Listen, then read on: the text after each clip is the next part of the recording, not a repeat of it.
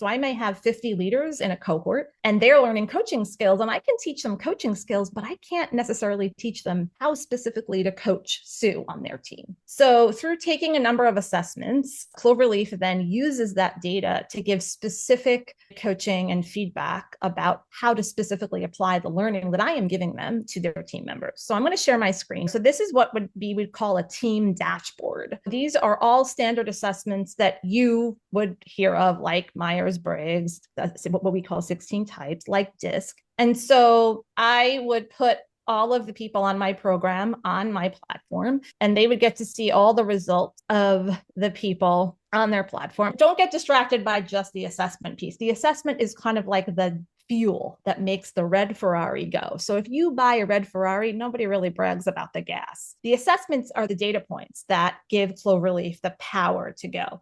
And so you have all these common assessments like Enneagram, like this. You can see all of the results of all the people on your team. You've got Clifton Strengths on here. You've got all of these wonderful assessments. You can compare what's my Enneagram versus this person's Enneagram, and how can we resolve conflict. I've been on a one-on-one coaching call with someone before, and they start going into their drama, and I say, wait a minute, let's just look at your two Enneagram types side by side. What could be going on here? And automatically I get solution focus.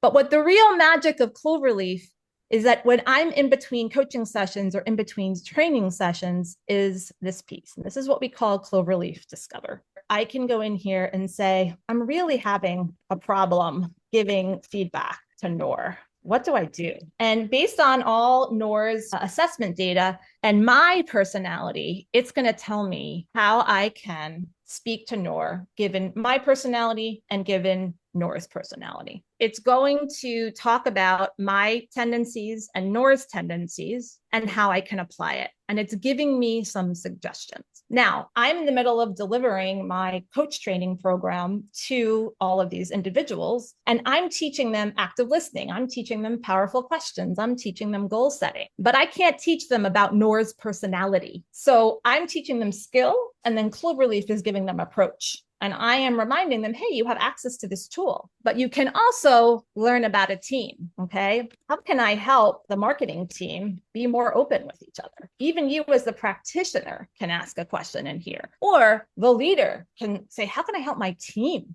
be more open with each other? Now I can actually say, given the personalities of my specific team, I now can say, well, these specific people prefer this, and these specific people prefer this approach. And it's telling me, well, Tariq often looks for the reasoning behind actions, but Riley and Jordan may pause before sharing personal opinion. So this person's looking for this approach, this person's looking for that approach, and it's telling me how I might approach even a team meeting. I don't have to lay out all the DISC reports and try to cross-reference them. This immediately happens by cross-referencing all of this data.